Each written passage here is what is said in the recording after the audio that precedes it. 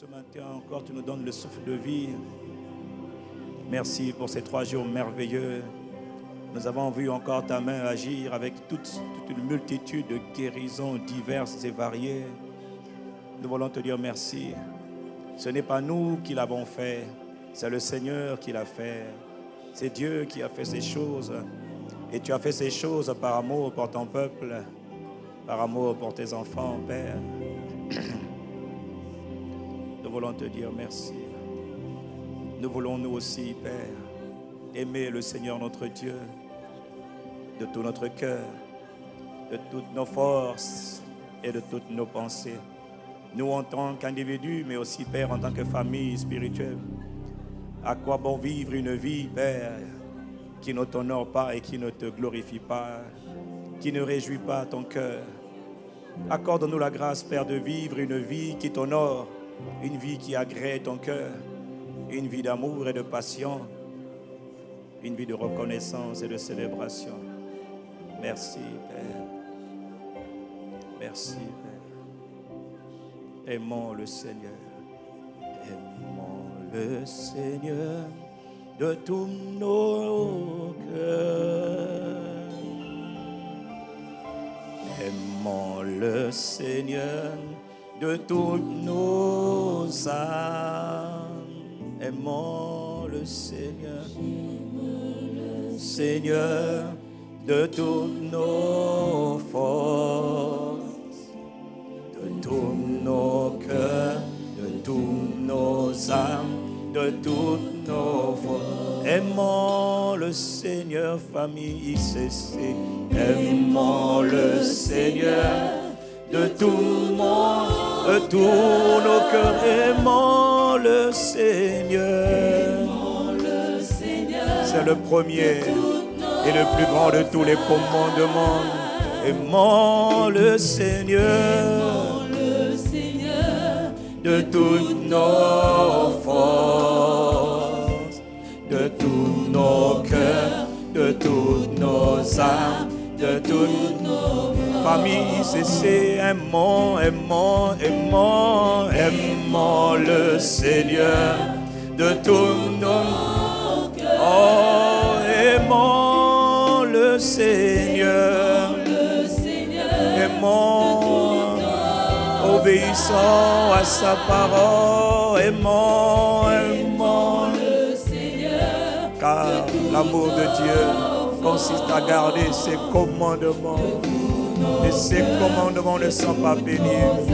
Voilà pourquoi, Père, aimons le Seigneur, aimons le Seigneur de tout nos cœurs. Nous sommes menés pour le chérir et l'aimer de toutes nos âmes. Aimons le Seigneur de toutes nos forces, de tous nos cœurs. Je veux dire au Seigneur, j'aime le Seigneur, j'aime le Seigneur de tout mon cœur. C'est une déclaration d'amour et de foi. C'est une supplication. Car je suis né pour t'aimer, j'aime le Seigneur de toutes mes forces, de tout mon cœur, de toute mon âme, de toutes mes forces. J'aime le Seigneur, j'aime le Seigneur de tout mon cœur. Je veux te le dire avec les expressions de mon cœur sincère, mon cœur disposé. Je suis né pour te chérir, j'aime le Seigneur de toutes mes forces. J'aime le Seigneur de tout mon cœur, de toute mon âme, de toutes mes forces. Une dernière fois, j'aime le Seigneur de tout mon cœur. C'est une déclaration de foi, c'est une attitude de reconnaissance, une expression d'amour pour retourner à donner à notre Père et au Saint-Esprit. Saint-Esprit, à Jésus-Christ, à notre Père, de toutes mes forces, de tout mon cœur, de toute mon âme, tendre Père, tendre Père, Père, je t'aime. Je veux le dire ce matin pour tout ce que tu es. Père, je t'aime. Reçois l'expression de mon adoration, ma dévotion, mon allégeance, ma passion. Tendre Père, je t'aime. Aide-moi à t'aimer de tout mon cœur, de toute mon âme, de toutes mes forces. Tendre Père, Père, je t'aime. Tendre Père, pour tout ce que tu es. Père, je t'aime. Je veux le dire ce matin. Ah, Père, je t'aime. Tendre Père de grâce, Aide-moi à t'aimer de tout mon cœur, de toute mon âme, de toutes mes forces. Père, je t'aime. Oh, tout ce que tu es, Père, je t'aime.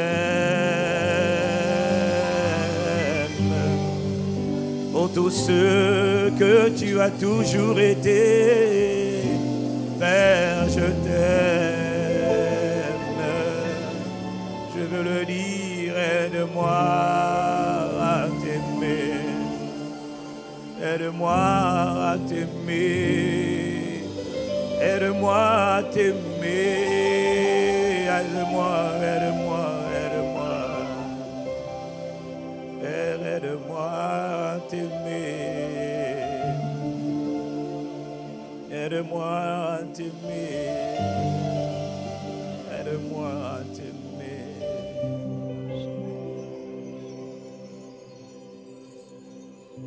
Je veux chanter un chant d'amour. Oh mon Sauveur,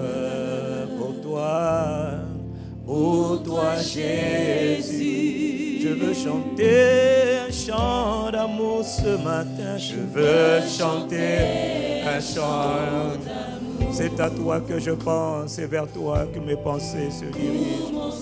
Pour toi, mon Sauveur, mon époux, mon bien-aimé, pour toi, Jésus, je veux chanter un chant d'amour et de gratitude, un chant d'adoration, un chant d'amour et de supplication. Je veux chanter ce matin pour toi, Jésus. Je veux chanter un chant d'amour.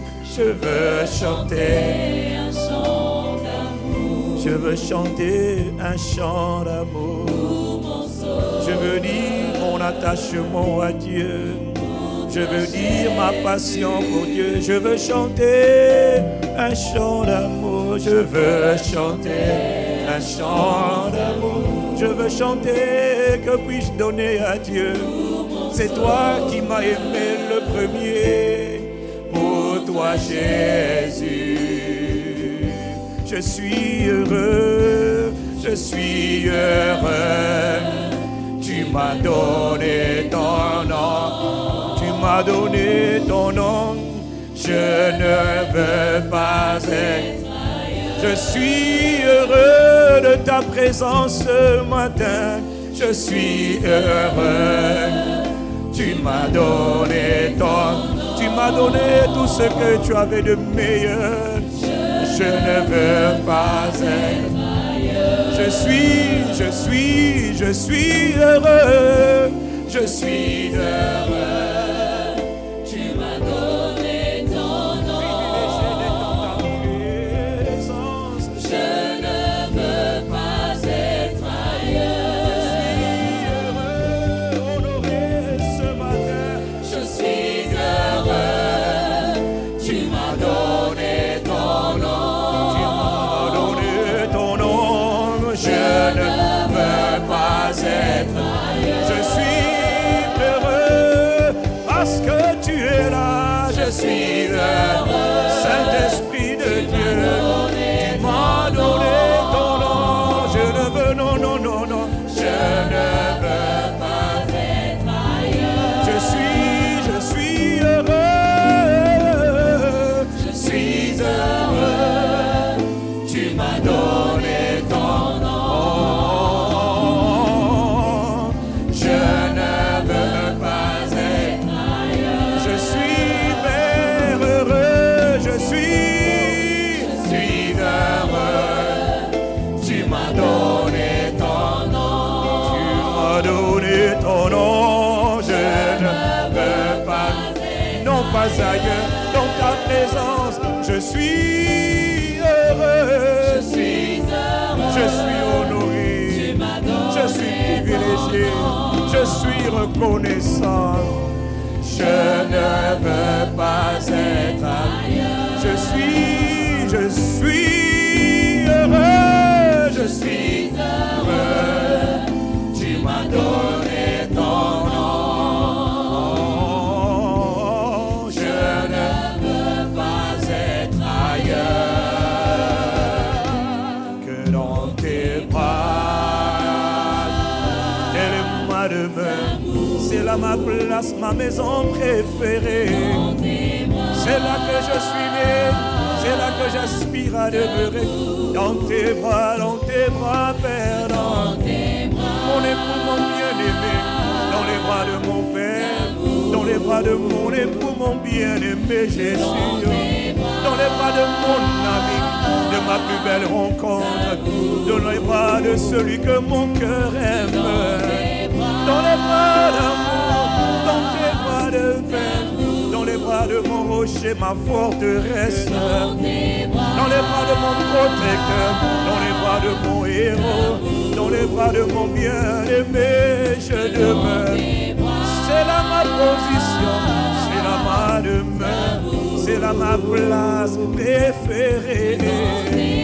C'est là ma demeure, dans tes bras d'amour. C'est là que j'aspire à être encore et encore dans tes bras. Je veux te chérir dans tes bras, dans tes bras, d'amour. Je te chéris, Père éternel, dans tes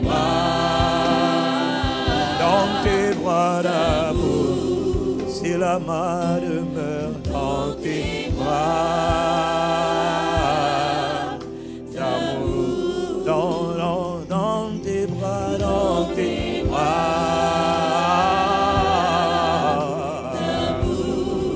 Mon Père et mon trésor dans tes bras. Je veux te dire, dans tes bras, c'est là ma place préférée. Dans tes bras d'amour, tout près de toi. Contre ton cœur, tout près de toi, tout près de toi. Contre ton cœur, tout près de toi, tout près de toi. Contre ton cœur, dans tes bras d'amour.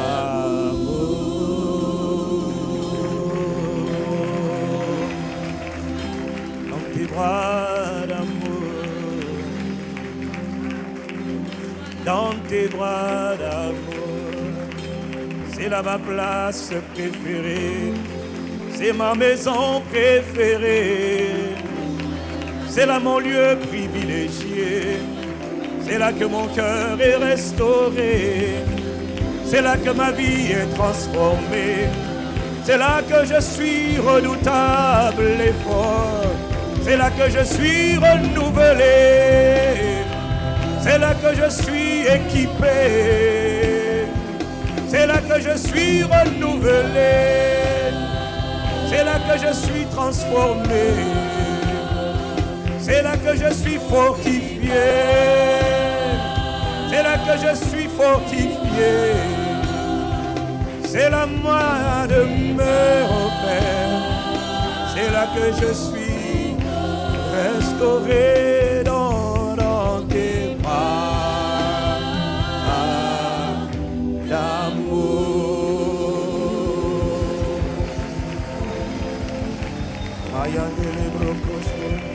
Oh, y a-t-il quelqu'un pour acclamer le Père, pour acclamer le Fils et le Saint-Esprit de Dieu? Nous te remercions ce matin. Magnifique berger de mon âme, je te chéris mon trésor et je t'aime mon Père, né pour te faire plaisir. Oh, dans tes bras d'amour,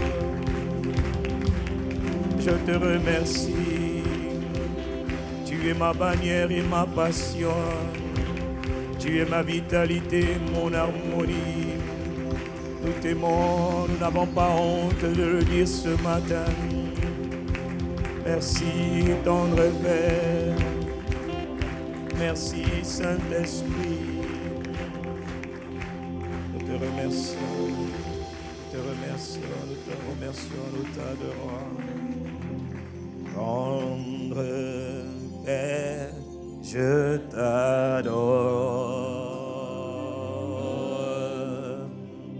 Je te donne ma vie. Tendre Père, je veux te le dire avec un cœur disposé. Je veux te le dire, tendre Père, tendre Père. C'est toi qui m'as aimé le premier. Je veux te redonner l'amour que tu m'as donné. Je te donne ma vie. Je veux te le dire avec mon cœur sincère, avec un cœur qui soupire. Jésus-Christ, Jésus, tu es mon sauveur.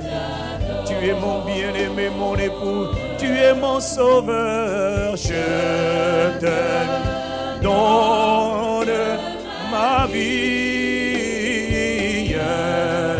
Je veux te dire, ok, encore et encore et à jamais.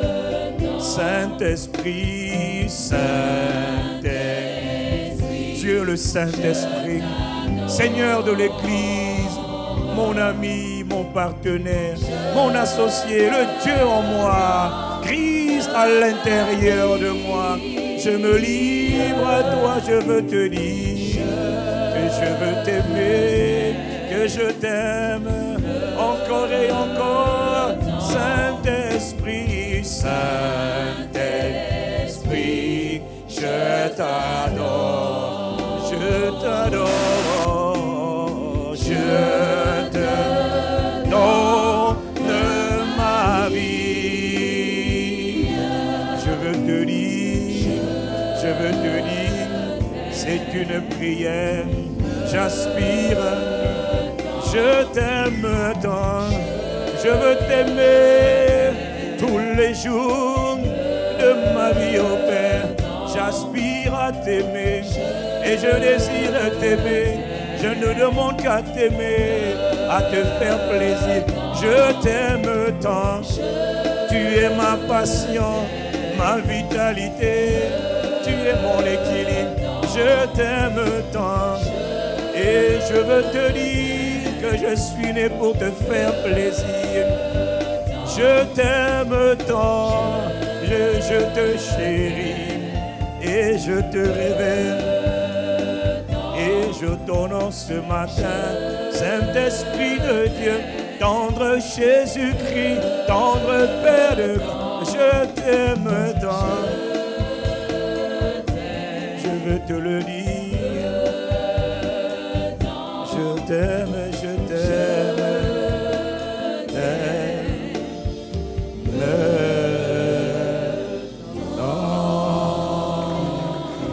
Oh, y a-t-il quelqu'un qui a envie d'acclamer le berger de nos âmes? Y a-t-il quelqu'un avec moi qui a envie d'acclamer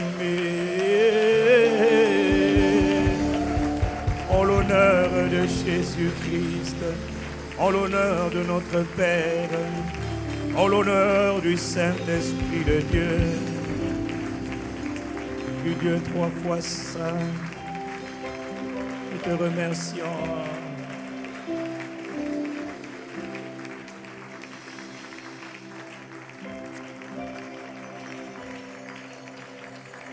Nous voulons te dire merci ce matin. Te prions de nous fortifier, de nous renouveler ce matin par ta grâce. De fortifier nos corps par ta grâce. De renouveler nos âmes par ta grâce. De vivifier notre esprit par ta grâce. Nous voulons te dire combien tu es précieux. En réalité, je ne sais pas ce qu'il convient de dire. Tout ce que je veux dire, c'est tu es tout ce dont j'ai besoin. Tu es ma passion, mon obsession, ma poursuite, mon ambition. Je n'ai pas honte de te dire publiquement et en privé combien je t'aime, combien je veux te chérir, combien je suis né pour te faire plaisir, combien en réalité tout ce que je demande, c'est la grâce de te faire plaisir. Je n'ai aucune motivation ou aspiration si ce n'est celle de réjouir le cœur du Père que tu es, le cœur de l'époux que tu es, le cœur de l'ami que tu es, cher Saint-Esprit. Mon Dieu est mon Père, mon Dieu est mon époux, mon Dieu est mon ami, mon associé, mon partenaire à travers le Saint-Esprit, l'Esprit de Jésus. Dieu, 3 fois saint, nous te reconnaissons, nous t'aimons, nous t'honorons. Nous avons besoin de toi. Comme une biche soupire après les eaux, nos âmes soupirent après toi.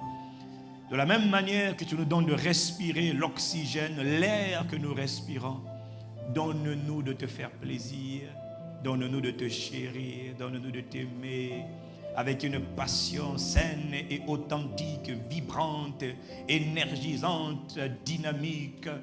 Fais de nous des flammes de feu de notre génération. Fais de nous des instruments par lesquels l'amour de Dieu est manifesté. Nous te remercions, nous te chérissons, nous t'aimons. Nous sommes reconnaissants. Ce matin, inspire les paroles de nos bouches et les pensées de nos cœurs, excellent Père de grâce et d'amour. Ne donne pas gloire à un pasteur, à un homme, à une église. Non, jamais, mais donne toujours uniquement gloire à ton nom. En sorte que ce ne soit pas les hommes qui reçoivent les applaudissements, les acclamations, mais que ce soit du soleil levant jusqu'à son couchant, le nom de notre Père, le nom de Jésus-Christ de Nazareth et le Saint-Esprit reçoit tout honneur, toute louange, gloire, splendeur, magnificence, éclat, souveraineté, domination, Père, dans le nom de Jésus de Nazareth. Nous te prions, nous te remercions. Parle à nos cœurs ce matin. Quelqu'un me dit Amen. Quelqu'un me dit Amen et Amen dans sa présence. Dis-moi Amen ce matin.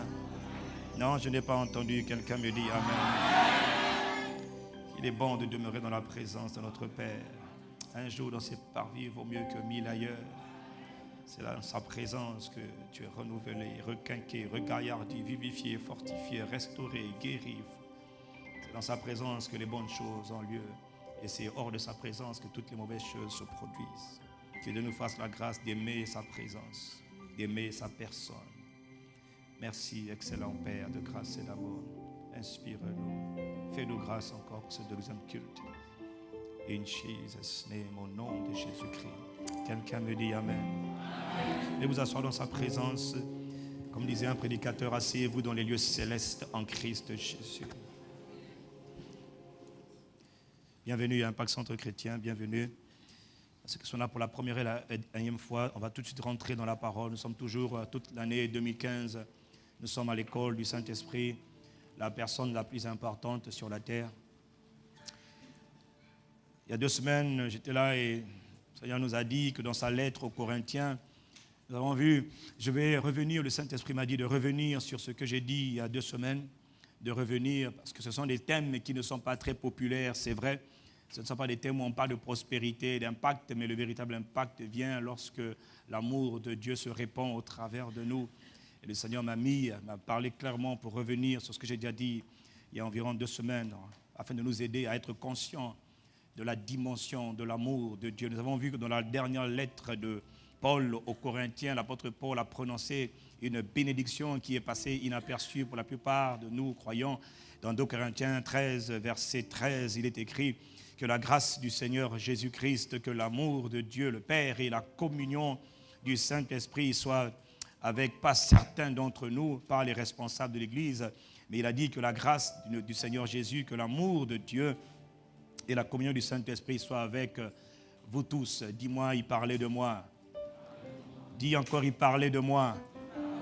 Nous avons dit que cette bénédiction nous donne une révélation extrêmement profonde et importante sur la relation qui doit exister entre le Dieu trinitaire, entre le Dieu trois fois saint, le Père, le Fils et le Saint-Esprit, et chaque citoyen du royaume des cieux, chaque enfant de Dieu, chaque véritable croyant. Dans notre marche chrétienne, nous avons vu que ces trois éléments fondamentaux doivent nous guider: la grâce, l'amour et la communion. Et chaque élément fondamental est lié à une personnalité de la Trinité. Le Dieu trinitaire entretient des relations avec chaque croyant, avec chaque citoyen, avec chaque enfant de Dieu. Le Père manifeste la grâce, l'amour plutôt. Le Fils manifeste la grâce et l'Esprit maintient la communion.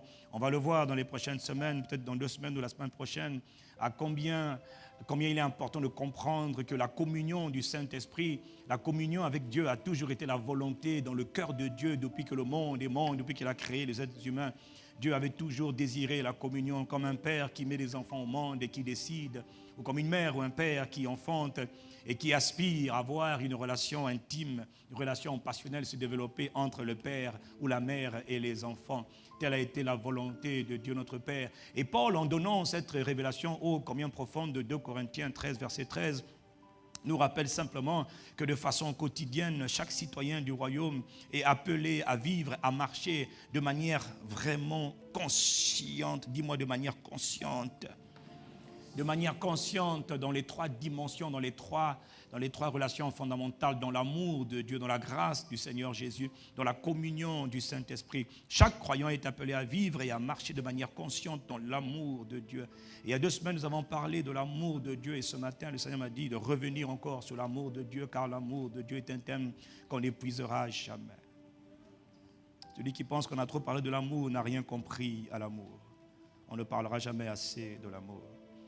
Nous avons dit l'amour de Dieu. Paul dit que l'amour de Dieu soit avec vous tous, soit avec nous tous. Que veut-il dire en disant cela? Nous avons dit que Dieu est amour.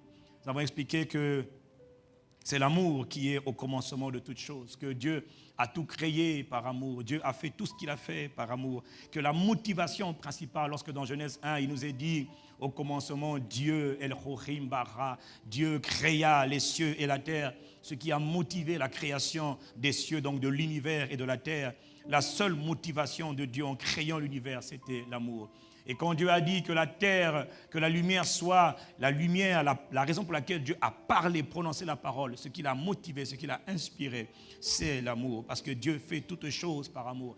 La raison pour laquelle toutes les œuvres que Dieu fait sont excellentes et belles et admirables, c'est parce que Dieu les fait avec amour. Et j'ai dit que la raison, tout ce que toi tu fais, tout ce que tu fais de beau, d'excellent, de merveilleux que les hommes apprécient, généralement, tu l'auras fait avec amour. Et tout ce que tu fais sans amour ne durera jamais, sera toujours un peu bancal. Mais quand tu fais quelque chose avec amour, c'est généralement un chef-d'œuvre. Nous avons dit que l'amour doit être le début et la motivation de toutes choses. Mais de quoi parlons-nous?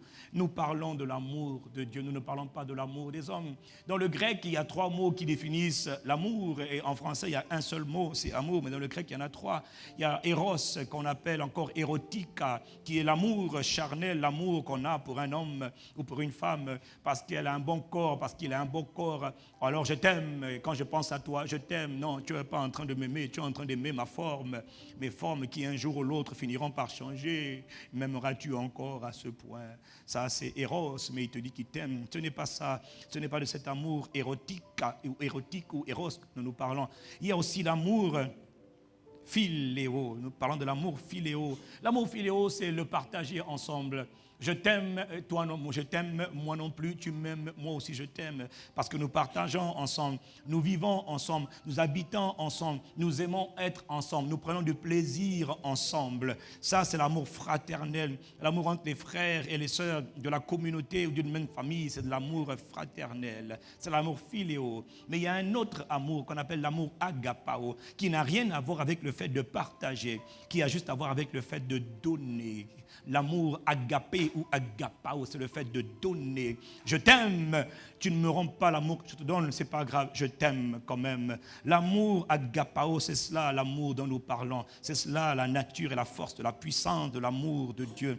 C'est l'amour qui consiste à donner sans rien attendre en retour, à sacrifier sans rien espérer en retour, à donner alors que les autres ne me redonnent rien, à donner alors que les autres ne peuvent même pas me dire merci, tel un père, telle une mère, qui vient enfanter son enfant. L'enfant a 6 mois, tout ce qu'il veut c'est de prendre son lait. L'enfant a 3 mois, tout ce qu'il veut c'est téter, c'est allaiter parce qu'il a besoin de lait. Mais n'attends pas d'un enfant de 6 mois qui t'a réveillé à 3 heures du matin, il te réveille à 4 heures du matin, à 5 heures du matin. Ne t'attends pas à ce que l'enfant vienne t'exprimer de la gratitude. Tout ce que l'enfant veut, c'est son lait maternel. Il veut téter le sein de sa maman parce qu'il a besoin du sein de sa maman. Et la maman qui comprend ces choses ne va pas dire j'en ai marre de te donner le sein. Non, la maman va donner parce qu'elle sait que l'enfant ne dira pas merci. Jamais on a vu un enfant de 6 mois dire merci maman.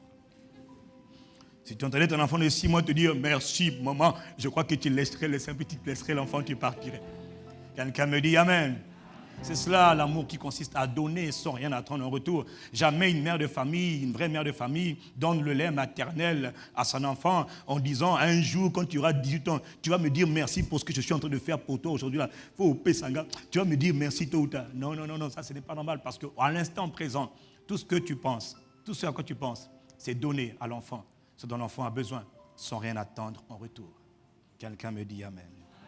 Est-ce qu'on peut continuer? Et la bonne nouvelle, nous avons dit, c'est que dans le livre de Romains 5/5, cet amour divin, cet amour agapao, c'est de cela qu'on parle lorsqu'il dit dans Romains 5/5, Romains 5, verset 5, lorsqu'il dit que l'amour de Dieu est déversé et répandu dans notre esprit, dans nos cœurs, par le Saint-Esprit qui nous a été donné. Si Dieu n'avait pas donné le Saint-Esprit à ceux qui ont cru, les êtres humains ne seraient pas capables un jour d'arriver au stade de manifester cet amour qu'on appelle l'amour de Dieu. Autrement dit, tu n'as aucune excuse parce que l'amour de Dieu est déjà libéré à l'intérieur de ton esprit. Mais chez la plupart des croyants, cet amour est là déjà à l'intérieur de moi, mais il n'est pas libéré. Comme je suis dans une maison et puis j'ai besoin d'eau, j'ai un robinet, l'eau arrive dans la bâche d'eau où l'eau est quelque part, mais je n'arrive pas à ouvrir le robinet pour que l'eau se déverse, que je puisse en jouir et que les habitants de la maison puissent en jouir. L'eau est là, elle est disponible. Tout ce qu'il veut, c'est la valve, tout ce qu'il faut, c'est la valve qui permet d'activer le robinet. Et beaucoup de croyants ne savent pas comment ouvrir le robinet pour laisser couler l'eau de l'amour dans la maison. L'eau de l'amour dans la société. Est-ce que quelqu'un me suit? Mais l'amour est déjà là. La Bible dit qu'il a déversé l'amour dans nos cœurs par le Saint-Esprit. Le problème, c'est que l'homme est un esprit, il a aussi une âme, il habite dans un corps. Et l'âme n'arrive pas à laisser couler chez la plupart des croyants. On va peut-être le voir au mois de mars, si on fait un atelier au mois de mars. L'âme n'arrive pas à libérer la puissance, les flots de l'amour. Et c'est cela le problème. De quoi parlons-nous? Nous parlons de l'amour de Dieu. Dis-moi, l'amour est déjà en moi. Répète, l'amour de Dieu est déjà dans mon cœur. Il faut qu'il se répande. Il faut qu'il se libère. Quelle est la nature, quelle est la caractéristique de cet amour qu'on appelle l'amour de Dieu? Comment est-il caractérisé? Qu'est-ce qui caractérise l'amour de Dieu? J'ai compris que l'amour de Dieu, c'est de donner sans rien attendre en retour. Mais concrètement, qu'est-ce qui caractérise l'amour de Dieu? Nous avons vu, cet amour de Dieu est défini dans 1 Corinthiens 13, où le Saint-Esprit nous révèle réellement la caractéristique, la nature même de l'amour. C'est quoi aimer selon Dieu? C'est quoi aimer selon Dieu? On nous a dit beaucoup de choses, mais Dieu nous dit quoi? Dans 1 Corinthiens 13, Dieu nous dit, celui qui aime, donc aimer, aimer, celui qui aime est patient. Celui qui aime est patient. Celui qui aime, il sait attendre. Son cœur est largement ouvert aux autres. Son cœur est grand, son cœur est ouvert aux autres. Celui qui aime est serviable. L'amour est serviable. Il est plein de bonté et de bienveillance. Il cherche à être constructif. Et il se plaît à faire du bien. Quand quelqu'un aime, il veut faire du bien aux autres. Quand quelqu'un aime, il est serviable. L'amour est un serviteur. Comme la maman qui sert l'enfant à 2h, 3h du matin parce qu'il a faim. Elle n'attend rien en retour de son enfant. Elle sert l'enfant. Quelqu'un me dit Amen. L'amour est un serviteur. Dis-moi, l'amour est un serviteur. L'amour est serviable. Celui qui aime aura tendance naturellement à servir. Celui qui n'aime pas n'aura pas tendance à servir. Il est bienveillant. Il cherche à être constructif. Il se plaît à faire du bien aux autres. Quand il sème le bien, celui qui aime est dans la joie. Parce qu'il a semé le bien. Parce qu'il a donné le bien. Il ne souffre pas. Dis-moi Amen. L'amour vrai, il dit, il n'est pas possessif. Il ne cherche pas à accaparer. Il est libre de toute envie. Il n'est pas envieux. Il ne connaît pas la jalousie. Celui qui aime n'a pas le temps d'être envieux ou jaloux. Il ne cherche pas à être possessif. Non, non, non. Celui qui aime est libre. Tout ce qu'il veut, c'est donner. Dis-moi Amen. Lorsqu'on aime, on ne cherche pas à se faire valoir. On n'agit pas de manière présomptueuse. Celui qui se rengorge, s'étale ou s'enfle d'orgueil, il n'est pas inspiré par l'amour. Pourquoi? Parce que l'amour n'est pas orgueilleux. L'amour aspire à ce qui est humble. L'amour aspire à ce qui est simple. Aimer, c'est aussi se conduire avec tact et droiture. La raison pour laquelle on cherche et on aspire à la droiture, c'est l'amour qui nous pousse à être droit. L'amour prend des égards et évite de blesser ou de scandaliser. L'amour n'aime pas blesser les autres.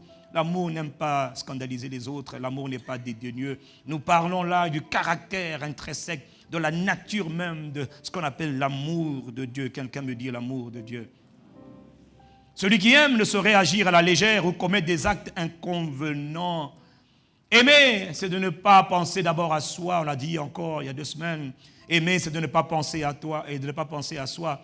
Aimer, c'est de ne pas chercher son propre intérêt. Aimer, c'est de ne pas insister sur ses droits. Ça veut dire que l'amour ne cherche jamais son intérêt. L'amour de Dieu, même quand tu as raison, l'amour de Dieu va te faire dire « j'ai tort ». L'amour de Dieu, c'est la capacité à dire « j'ai tort » lorsque tu as raison. L'amour de Dieu, c'est la capacité à dire « je demande pardon » lorsque je n'ai rien fait, juste pour avoir la paix. Juste pour réconcilier une relation, tu peux te dire « je te demande pardon ». J'ai fait ça, c'est alors que tu n'as rien fait. Mais tu le dis parce que tu veux avoir la paix. Parce que tu veux rétablir la paix. Est-ce que quelqu'un me suit? L'amour, ce n'est pas quelqu'un qui dit « non, j'ai raison, j'ai mes droits, cette fois-ci je ne changerai pas, je ne céderai pas ». Non, aimer, ce n'est pas cela. L'amour n'est pas irritable. On parle de l'amour de Dieu, les caractéristiques de l'amour de Dieu. Il ne s'aigrit pas contre les autres. Il n'est pas susceptible. Quand on aime, on ne médite pas le mal. Et on ne le soupçonne pas chez les autres non plus. Si on subit des torts, on n'en garde pas rancune. Aimer, quand on aime, on n'a pas le temps de concevoir le mal dans son esprit. Quelqu'un qui aime ne peut pas imaginer le mal. Quelqu'un qui aime ne peut pas concevoir le mal. Voilà pourquoi parfois quand tu aimes, tu es naïf. Parce que tu crois que tout le monde est bon. Tout le monde est gentil.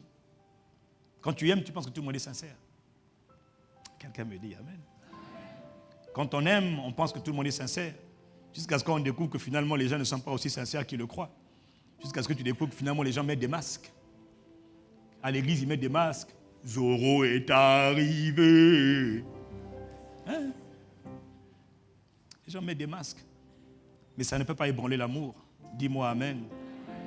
Quand on ne soupçonne pas le mal chez les autres, fais attention.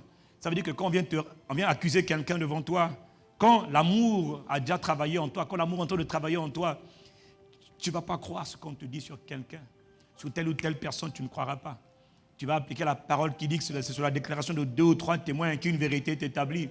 Si tu viens accuser quelqu'un, montre-moi d'abord les preuves. Donne-moi au moins 2 ou 3 preuves de ce que tu dis est vrai. Pourquoi? Parce que tu n'arrives pas à croire. Tu sais pourquoi? Parce que tu ne soupçonnes pas le mal. Tu n'arrives pas à croire le mal d'autrui.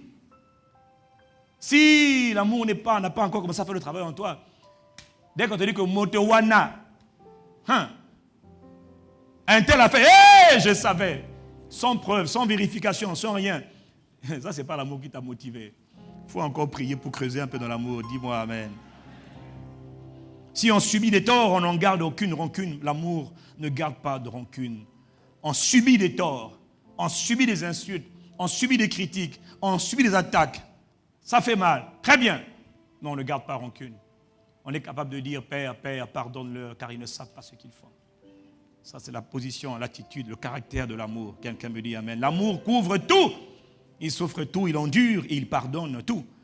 Il s'est passé par-dessus les fautes, il passe par-dessus les fautes d'autrui. Aimer, c'est faire confiance à l'autre et attendre le meilleur de lui. C'est espérer sans faiblir. Aimer, c'est espérer sans jamais abandonner. Aimer, c'est savoir tout porter, tout surmonter. L'amour n'aura pas de fin. Marchez dans l'amour de Dieu. Paul nous dit que l'amour de Dieu soit avec vous tous les jours, au quotidien, régulièrement. Soyez conscients de marcher dans l'amour de Dieu. Marcher dans l'amour de Dieu, c'est marcher dans les 4 dimensions de l'amour. Nous avons parlé des 4 dimensions de l'amour. Les 4 dimensions de l'amour. Les dimensions de l'amour sont liées à la croix de Christ. La croix de Christ, nord, sud, est, ouest. Ce sont les 4 dimensions de l'amour de Dieu. Dans le livre d'Éphésiens, chapitre 4, l'apôtre Paul nous révèle par le Saint-Esprit, sous l'inspiration de l'Esprit, il nous dit, c'est pourquoi je fléchis les genoux devant le Père. Et ensuite, je vais au verset 17. Paul est en train de faire une prière pour les Éphésiens. Et les Éphésiens étaient des croyants très matures. C'est aux Éphésiens, à l'église d'Éphèse, que Paul a révélé tous les mystères, tous les merveilleux mystères de la parole. C'est aux Éphésiens. Ce n'est pas aux Corinthiens, c'est aux Éphésiens. Il dit, je prie que le Christ habite dans vos cœurs par la foi et que vous soyez enracinés, vous, les citoyens du royaume. Je prie que Christ habite dans vos cœurs et que vous soyez enracinés. Je prie que vous soyez enracinés et fondés, pas dans la puissance de Dieu, mais dans l'amour de Dieu. Et ici, le mot amour, c'est agapao. Paul prie que nous soyons enracinés, que quand on regarde nos vies, quand on regarde la fondation de nos vies, quand on observe, qu'on se rende compte que finalement, ces gens qui se disent croyants plutôt, ces gens qui se disent citoyens du royaume, sont réellement enracinés. Quand on voit les racines de leur cœur, ils sont enracinés dans quelque chose qui est inébranlable. Et cette chose s'appelle l'amour. Quelqu'un me dit l'amour de Dieu. Enraciné, ça veut dire que tu plantes comme un arbre, on te plante dans le sol. Et quand on voit la fondation dans laquelle tu es, c'est uniquement l'amour. Pour être capable, verset 18, de comprendre avec tous les saints quelle est la largeur, la longueur, la profondeur et la hauteur, et de connaître intimement l'amour de Christ qui surpasse toute connaissance, en sorte que vous soyez remplis jusqu'à toute la plénitude de Dieu. Il n'a pas dit que vous soyez remplis jusqu'à toute la plénitude du Saint-Esprit. Il y a une différence entre être rempli du Saint-Esprit et puis être rempli jusqu'à toute la plénitude de Dieu. La totalité de ce que Dieu est, de ce que Dieu peut contenir, on peut l'atteindre en comprenant et en marchant dans les 4 dimensions de l'amour de Dieu. Est-ce que quelqu'un me suit? Paul nous parle de la largeur, de la profondeur. Il dit que vous devez être enracinés dans l'amour de Dieu. Et il donne ensuite des détails, des dimensions, les 4 dimensions de l'amour. Je dis que les 4 dimensions de l'amour sont liées à la croix de Christ. Christ était sur une croix et sur la croix on voyait les 4 dimensions de son amour. La première dimension, c'est la largeur. Le Saint-Esprit veut que nous marchions dans la largeur de l'amour. Quand on parle de largeur de l'amour, à quoi fait-on allusion? Sur la croix du Calvaire, Jésus a étendu les mains. Il a étendu ses mains. Il a été crucifié sur la gauche comme sur la droite. On a mis des clous sur ses côtés. Pourquoi? Il a étendu les mains. Et la Bible dit que Dieu, dans Jean 3,16, a tellement aimé le monde qu'il a donné son Fils unique. Dieu a aimé qui? Le monde. Il a aimé l'humanité. Il a aimé le cosmos. Il a aimé la race humaine. Dis-moi, je fais partie de la race humaine. Dieu m'a aimé. Et Dieu m'aime encore. Et Dieu m'aimera toujours. Dis-moi, Dieu m'aime. Quand on parle de la largeur de l'amour, on fait référence à quoi? Qui est inclus dans l'amour de Dieu? La largeur parle de l'inclusion de tous les êtres humains. Jésus a dit, lorsque les fils de l'homme, quand j'aurai été élevé de la terre, j'attirerai de la terre tous les hommes vers moi. Il ne s'est pas limité à attirer une catégorie d'hommes. Il s'est focalisé, il s'est attaché à attirer tous les hommes vers lui.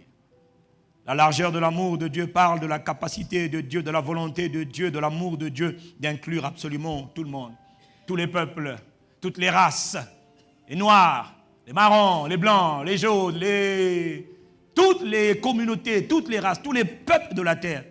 L'amour de Dieu, quand on parle de largeur de l'amour de Dieu, la largeur de l'amour de Dieu nous parle de la capacité, de la volonté de Dieu d'inclure tout le monde, d'inclure toutes les tribus. Si tu as une ethnie, d'inclure toutes les ethnies, toutes les langues, tous les villages, pas seulement certaines ethnies. Dis-moi Amen. L'amour de Dieu t'oblige à accueillir tout le monde, à faire de la place à tout le monde, à aimer tout le monde, à accepter tout le monde, à ne pas seulement accepter les gens de ton coin. Quelqu'un me dit Amen. Ça, ce n'est pas l'amour de Dieu. Ça, c'est l'amour des hommes. L'amour de Dieu t'ouvre à tout le monde. Tu inclus tout le monde, tous les peuples, les langues, les tribus, les gens que tu connais, les gens que tu ne connais pas. Tu les inclus dans l'amour de Dieu. La largeur de l'amour de Dieu nous parle de la volonté de Dieu d'inclure à travers toi tout le monde. Les riches et les pauvres. Vous seriez surpris de savoir qu'il y a encore des endroits aujourd'hui sur la terre, c'était déjà le cas hier, je ne parle pas des gens du monde, je parle des croyants, où certaines personnes ne sont pas incluses, où les riches et les pauvres sont distingués, où les riches et les pauvres sont mis à part, où on aime mieux être avec les pauvres plutôt avec les riches, parce qu'on est riche, et on ne veut pas être avec les pauvres. Les gens qui ont fait l'apartheid, étaient des chrétiens, beaucoup étaient des chrétiens, soi-disant. Mais ils étaient convaincus que Dieu ne pouvait aimer que eux. Il y a encore des quartiers, même en France, aux États-Unis surtout, où il y a même des églises aux États-Unis où il n'y a que des riches. Ou quand tu es un peu pauvre là, un peu broc cassé là, tu n'as pas ta place. Parce qu'on fait de la ségrégation. Nous, on aime Dieu, mais on aime entre nous seulement. Même chez nous, en Afrique, au Congo, on est trop bien. Au Congo, on n'a pas ces problèmes-là. Il y a des églises où on te fait clairement comprendre. Il faut classer les gens entre les VIP et puis les autres. Comme si dans le royaume de Dieu, il y avait des VIP. Il y a des gens qui ne peuvent pas venir à ICC parce qu'ils sont VIP et ils se demandent où est-ce qu'ils vont s'asseoir. Il dit à ICC, il n'y a pas de VIP. Il n'y a que des enfants de Dieu. Parce que l'amour de Dieu doit t'apprendre à inclure tout le monde. Si tu viens ici et puis tu espères parce que tu es une autorité ou un cadre de la place, tu n'es pas bienvenu à ICC. Ils ne viennent pas là parce qu'ils se disent, ah, mais il va me placer où? Il va m'honorer comment? Est-ce qu'il y a une place pour moi? Non, il n'y a pas de place pour toi, mon frère. Il n'y a pas de place. Ici, on mélange tout le monde. Parce que tout le monde est important. Aux yeux de Dieu, tout le monde est important. Personne n'est pas important. Tout le monde est important. Ça a l'air bête ce que je vous dis, mais beaucoup, parce qu'ils ne marchent pas dans l'amour de Dieu, sont obligés de faire la séparation, la distinction. Ce n'est pas l'amour qui motive ce genre de choix. Quelqu'un me dit Amen. Sais-tu ce que celui qui est petit deviendra demain? Sais-tu ce que celui qui est méprisable aujourd'hui deviendra demain? Quelqu'un me dit Amen ici. Dis-moi l'amour de Dieu. L'amour de Dieu te rend capable et cet amour est déjà il est déjà en toi. Il est déjà en toi. Il faut juste que tu acceptes de l'ouvrir pour inclure tout le monde. Pas seulement les gens de ton ethnie. En Afrique, beaucoup de nos pays souffrent à cause des ethnies. Telle ethnie est plus forte, telle ethnie est plus brillante, telle ethnie est plus intelligente. Bêtise, permettez l'expression foutaise. L'amour de Dieu ne pense pas comme ça. L'amour de Dieu pense que Dieu a créé des êtres humains et tous les êtres humains sont bons. Chacun de nous a du potentiel, des valeurs, des grâces, des faveurs, des choses excellentes à donner. Tout ce qu'il faut, c'est qu'on fasse confiance aux humains, c'est tout. Quelqu'un me dit Amen. L'amour de Dieu doit te permettre d'inclure aussi tes ennemis, tes adversaires. Tes adversaires. Qui sont tes ennemis? Il est très important. Beaucoup ont fait le choix de ne pas inclure les ennemis, de ne pas aimer les ennemis. Dieu dit, tu dois aimer tes ennemis. Dans Matthieu 5, verset 44, verset 43, Jésus nous dit, vous avez appris qu'il a été dit, tu aimeras ton prochain et tu détesteras, tu haïras, tu détesteras ton ennemi. Mais moi, dit la parole de Dieu, je vous dis, aimez vos ennemis. Aimez vos ennemis. Il vient de te dire, pour aimer, l'amour de Dieu inclut les ennemis. Tu n'as pas entendu. L'amour de Dieu inclut les ennemis. L'amour de Dieu inclut tes ennemis. Dieu nous a fait comprendre que dans la vie, tout le monde doit avoir des ennemis. Si tu n'as pas d'ennemis, tu vas t'ennuyer, tu ne vas rien faire de bon. Si tu n'as pas d'ennemis, tu risques même de ne plus t'attacher à Dieu. Salomon, dans son règne, n'a pas eu beaucoup d'ennemis. Regardez ce qu'il a fait comme bêtise. Comme il n'avait pas d'ennemis, il passait son tour à chercher des femmes. 1000 femmes pour un seul homme. 1000 femmes. Frère, 1000. 1000 femmes. Quand on n'a rien à faire, on commence à faire que des bêtises. Quand tu as un peu d'adversité là, tu dis Seigneur, aide-moi. Tu vas dans la présence de Dieu parce que tu as besoin de te ressourcer constamment. Quand tu n'as pas d'ennemi, une chose, j'ai compris, un ennemi est aussi indispensable qu'un ami. Mais l'ami ne te pousse pas vers ta destinée. L'ennemi te pousse vers ta destinée. Oh oui, oh oui, oh oui, oh oui. Oh, quelqu'un me dit Amen. S'il n'y avait pas eu un Judas, il n'y avait pas eu un Judas. S'il n'y avait pas eu un Judas, il n'y aurait pas eu la croix. S'il n'y avait pas eu un traître, il n'y aurait pas eu la croix. Mais quand Jésus a vu Judas venir pour lui faire la bise, le baiser de la mort, comme on dit, le baiser de Judas, bon baiser de Judas. Bon baiser, il y a des bons baisers de Judas. Jésus n'a pas dit, mon ennemi, ah, tu m'as trahi. Jésus lui a dit, mon ami, ce que tu es venu faire, fais-le. Il a appelé son ennemi, son ami. Pourquoi? Parce que son ennemi le poussait vers la croix. Il était venu pour la croix. Il devait aller à la croix. Toute personne qui te pousse volontairement ou involontairement vers ta destinée n'est pas toujours un ennemi. C'est vrai que c'est un ennemi, mais Dieu dit aime-le parce qu'en réalité, il te fait du bien. Toute personne qui te pousse à cause des problèmes qui te font à t'attacher à Dieu, à dépendre de Dieu, à aimer Dieu, toutes les personnes qui t'ont poussé à travers les circonstances de la vie à dépendre non plus d'eux, mais de Dieu t'ont rendu service. Oh, mon frère. Toutes les personnes qui t'ont aidé à t'attacher à Dieu, tu voulais t'attacher à eux, ils t'ont dit, va-t'en, on ne veut pas toi, on ne t'aime pas. Tu dis, Seigneur, je n'ai plus que toi désormais. Ils t'ont rendu service. Est-ce que quelqu'un entend ce que je suis en train de dire? Tu les appelles ennemis, mais en réalité, ces ennemis, ils t'ont aidé. Ils ont été comme pour toi des amis. Ils ont été comme pour toi des pousseurs. Pousse. Ils t'ont poussé vers le trône de Dieu. Or, c'est là-bas que tu trouves la force. C'est là-bas que tu trouves la force. Oh, le secours de l'homme n'est que vanité. Je ferme la parenthèse et je continue. Il nous dit donc, aimez vos ennemis. Dis-moi, j'aime mes ennemis. Dis, donne-moi d'aimer mes ennemis. Mais il t'a déjà donné, c'est déjà en toi. Il faut maintenant seulement activer. Il faut maintenant dire, oui, je décide d'aimer. Parce que l'amour de Dieu n'est pas une émotion. N'est pas une émotion, n'est pas un sentiment, n'est pas une sensation. L'amour de Dieu, ce n'est pas quelque chose qu'il faut t'attendre à ressentir. Il faut décider de le donner. Parce que dans tous les cas, je te dis, que tu le donnes ou que tu ne donnes pas, il y a un prix, il y a une souffrance. Tu donnes l'amour, tu vas souffrir. Mais tu ne donnes pas, tu souffriras encore plus. Quelqu'un me dit Amen. Mais moi je vous dis, aimez vos ennemis. Autrement dit, élargissez votre amour à vos ennemis. Pas seulement à vos amis, élargissez votre amour à vos ennemis. Logiquement, là, dans le texte, il devrait y avoir 2 points. Ou une pause. Parce que juste après, il te décrit les 3 types d'ennemis que tu as.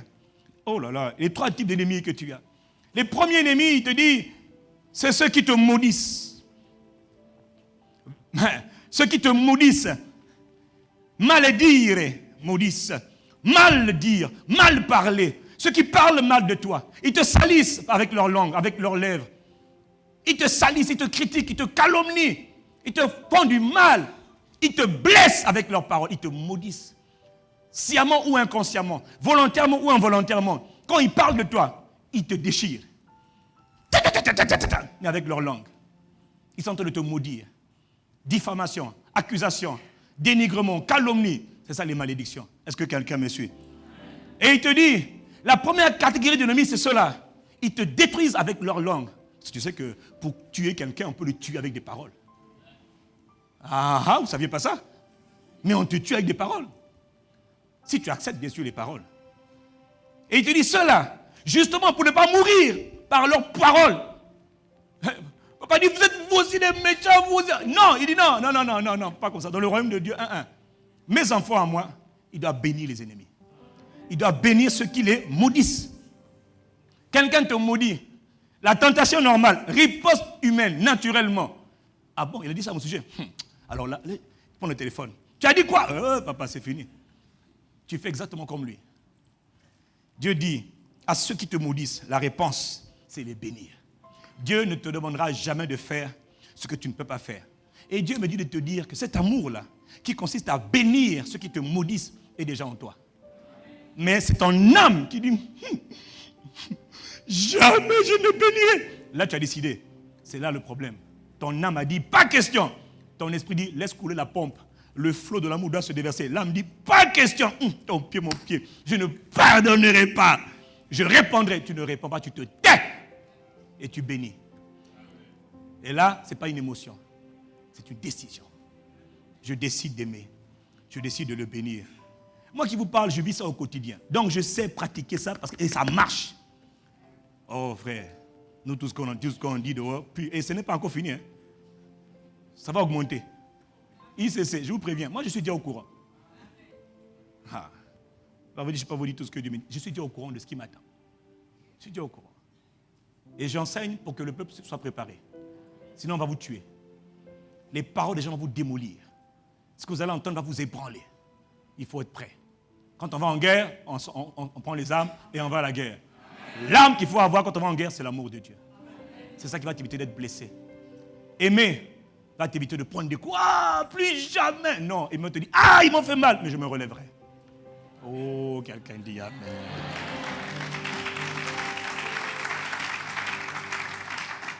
Bénissez ceux qui parlent mal, ceux qui vous salissent, vous calomnient, ceux qui utilisent leur bouche pour vous maldire, pour dire mal. Vous, en retour, dites des bonnes phrases à leur sujet. Ne parlez pas comme eux, parlez le bien. Dis-moi un bon amen. Deuxième catégorie d'ennemis, c'est ceux qui vous haïssent. Tu as des gens qui te détestent. Ils te haïssent. Que tu aies fait, que tu n'aies pas fait, que tu sois, que tu ne sois pas, ils te détestent. Le monde est un monde de méchanceté. Et il y a des gens qui te détestent. C'est leur nature. Ils sont inspirés par le diable. Est-ce que tu sais que beaucoup de gens sont utilisés par le diable sans le savoir? Jésus a dit, Père, pardonne-leur, car ils ne savent pas ce qu'ils font. Toi, tu vas dire, ils savaient ce qu'ils faisaient. Non, ils ne savaient pas ce qu'ils faisaient. Ils étaient inspirés, poussés par des esprits de haine et de méchanceté. Beaucoup de gens peuvent se lever contre toi, pensant bien faire. Je répète, beaucoup de gens vont se lever contre toi, dans ta famille, dans ton travail, dans les gens que tu connais, que tu ne connais même pas. Ils vont se lever pensant bien faire. La majorité du temps, ils sont inspirés par des esprits de méchanceté. Mais ils ne le savent. Ils sont comme tu les guidais. Et ils ne le savent pas. Toi, tu dois discerner que nous ne combattons pas contre la chair et le sang, mais contre les esprits démoniaques qui sont cachés derrière les individus. Ils oppressent l'âme. Et le gars, il te déteste. Pourquoi il te déteste? Tu sais pas pourquoi il te déteste. Et toi, tu dis, il me déteste. Moi aussi, je te déteste. Non. Il a dit, faites du bien à ceux qui vous haïssent. Dis-moi amen. Amen. Faites du bien à ceux qui vous détestent. Parce que la tendance normale, ce n'est pas faire du bien. Il dit, fais du bien. Est-ce qu'on peut continuer? Et la troisième catégorie d'ennemis, il dit, pour lesquels que tu dois aimer, c'est ceux qui te maltraitent et te persécutent. Cette catégorie d'ennemis. La deuxième catégorie, c'est ceux qui, dans leur âme, te détestent. La première, dans leur bouche, là, ils te détestent, ils te salissent. L'autre catégorie, ils te haïssent. Quand ils te voient, ils ne te supportent pas. Quand ils te voient, franchement, ils ont envie de même de te taper. Quand ils te voient, tout ce qu'ils trouvent à dire, c'est la méchanceté. Ils te haïssent. Généralement, quand ils te haïssent, soit ils te le montrent, soit ils ne te le montrent pas, mais tu sens qu'ils te haïssent. C'est la haine. Ils te détestent pour rien. Jésus dit, ils m'ont haï sans cause. Même quand tu fais le bien, quand il te hait, le bien que tu as fait là, il va le changer en mal.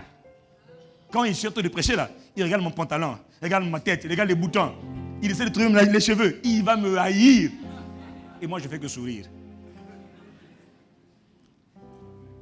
Quelqu'un me dit amen. Mais la dernière catégorie des ennemis, c'est ceux qui te maltraitent et te persécutent. Là, Dieu dit, prie pour eux. Prie pour eux. Parce qu'ils te haïssent. D'accord. Mais eux là, ils veulent carrément ta peau physiquement. Ils touchent carrément à ta peau physiquement. Ils s'en prennent à toi physiquement. Il y a plusieurs niveaux de maltraitance et de persécution. Généralement, là, ça touche au physique. Est-ce que quelqu'un me suit? Donc, même quand physiquement ils t'en veulent, bénis Dieu, prie pour eux. Ne dis pas, oh non, Jésus, j'envoie le feu. Non, prie pour eux, que Dieu leur fasse grâce. Que Dieu leur fasse la grâce de les connaître. Que Dieu leur accorde l'intelligence, la sagesse, la crainte de son nom. Que Dieu bénisse leur famille, bénisse leur foyer. Quelqu'un me dit amen. Parce que tu vois, le Dieu qui te demande de faire ça, il te dit, moi j'inclus tout le monde. Toi aussi inclus tes ennemis. Parce que Dieu dit, mon but, verset 48, soyez donc parfaits comme votre Père Céleste est parfait. Parce que Dieu, notre Père, ton Père qu'on appelle Dieu, fait briller son soleil sur les bons et sur les méchants. Il fait briller la lune, il fait briller et tout sur les justes et sur les injustes. Ceux qui le connaissent, ceux qui ne le connaissent pas, il leur donne les mêmes grâces. La pluie en sa saison, la pluie en son temps. Le soleil sur les bons et sur les méchants. Dans même la maison du sorcier aussi, il y a le soleil. Dis-moi amen. Pourquoi est-ce qu'il te demande d'élargir ton amour, d'étendre, d'inclure dans ton amour tes ennemis? Parce que tes ennemis, je répète, sont des atouts pour ton avenir. Tout ennemi va t'aider à devenir meilleur. Toute personne qui a des ennemis, en général, les ennemis vont t'apprendre l'humilité. Les ennemis t'apprennent à être humble. Ils t'apprennent à compter sur Dieu. Ils t'apprennent à t'attacher à Dieu seul. Quand tu n'as pas d'ennemis, tu as tendance à vouloir être avec tout le monde. Quand tu as beaucoup d'ennemis, tu as tendance à aimer la solitude. Bon, ok, tu ne me comprends pas. Pas de problème. Vis encore. Vis seulement. Vis seulement. En fonction de ton appel, chacun... Moi, j'ai appris à être seul, j'ai appris à aimer la solitude. Pourquoi? Parce que trop d'ennemis. Et je m'en réjouis. Parce que je n'ai pas choisi. C'est Dieu qui a choisi. Et Dieu fait grâce. Mais les ennemis me rendent meilleur. Parce qu'ils m'apprennent à être sur mes gardes. Ils m'apprennent à ne pas trop parler. Et quand tu parles, tu dis « Oups !» Dès que tu as parlé, ils exploitent toutes tes paroles. Les ennemis. Ils sont importants dans la vie. Quelqu'un me dit Amen. Si tu ne veux avoir que des amis autour de toi, c'est bien. Mais il faut avoir des ennemis aussi de temps en temps. D'ailleurs, même quand tu auras des ennemis, tu ne le sauras même pas. Tu le sauras seulement le dernier jour. Ah bon? Donc toi, tu avais fait ça? Tu ne savais pas, c'était un ennemi. Est-ce qu'on peut continuer? La largeur nous parle donc d'inclure. Dieu veut que tu apprennes à inclure tout le monde. Dis-moi, je veux inclure tout le monde. Oui, c'est difficile, mais tu peux y arriver. C'est ta décision. Décide seulement. La deuxième dimension de l'amour, c'est la longueur. La longueur nous parle de jusqu'où tu peux supporter, jusqu'où tu peux endurer, jusqu'où tu peux supporter d'aimer. Supporter, endurer. Quelqu'un a demandé à Jésus, Maître, combien dois-je pardonner la faute? Le gars là me fatigue. Combien de fois dois-je pardonner la même faute? Jésus lui dit pour la balle, il dit tu dois pardonner 4090 fois, 7 fois, 777 fois. La dimension de la longueur fait référence au temps et à l'espace. La dimension de l'amour, la longueur de l'amour nous parle jusqu'où tu peux supporter les autres, jusqu'où tu peux endurer les autres. Est-ce que ton amour est capable de supporter sans limite? Est-ce que ton amour est capable de tolérer? As-tu fixé des seuils de tolérance? As-tu fixé des limites? Ou as-tu fixé des seuils pour supporter? Il y a des adversaires qui ont fait la énième fois, ils t'ont fait du mal et ils t'avaient promis qu'ils ne recommenceraient plus et ils ont recommencé. Et tu as dit, cette fois-ci, je ne pardonnerai plus. Cette fois-ci, là, c'est trop maintenant. 2015, là, si tu me fais mal encore, c'est terminé. Tu as fixé donc des bornes, tu as fixé des limites à l'amour. Dieu dit non, l'amour de Dieu ne regarde pas l'espace et le temps.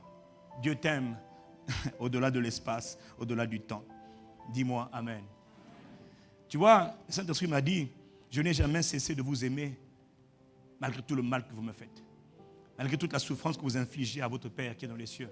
Et vous m'infligez à moi le Saint-Esprit en me méprisant, en m'ignorant, en me blessant. Alors que j'avais dit, n'attristez pas le Saint-Esprit, vous m'attristez. Malgré ça, je n'ai pas cessé de vous aimer. C'est ma nature, je vous supporte. Je vous tolère. Je suis patient. J'endure vos bêtises, j'endure vos péchés, j'endure vos crimes, j'endure vos abominations. Pourquoi? C'est ma nature, je suis amour. Je patiente. J'espère toujours que le meilleur changera, que le meilleur viendra en vous. J'espère toujours, je travaille toujours petit à petit pour que le bon sorte de vous et que le mal soit éliminé de vous. Est-ce que quelqu'un me suit? Dieu te supporte depuis longtemps. Dieu est patient avec toi depuis très longtemps. Question, est-ce que toi, tu es patient avec ton prochain? Ou bien tu as mis une limite? Dieu n'a jamais dit, à partir de 2016, mon fils, ma fille, tu pèches, tu meurs. Dieu n'a jamais dit ça. Dieu dit, je t'aime d'un amour éternel. Quelqu'un me dit Amen. Dieu est patient et il n'a jamais cessé de t'aimer. Pourquoi? Parce que l'amour de Dieu pour toi n'a jamais diminué. L'amour de Dieu pour toi est constant. Tu sais pourquoi il est constant? Parce qu'il s'étend dans l'espace et dans le temps. Il ne change pas. Dieu me dit de te dire de ne pas changer. Les gens t'ont fait mal. Prends le coup. Souffre. Prends de la hauteur. Aime-les encore. Même si tu ne les vois plus, accepte d'endurer. Accepte de ne pas mettre de limites. Ne dis pas, c'est la dernière fois, après je ne pardonnerai plus. Si, tu pardonneras encore, parce que toi tu as été pardonné.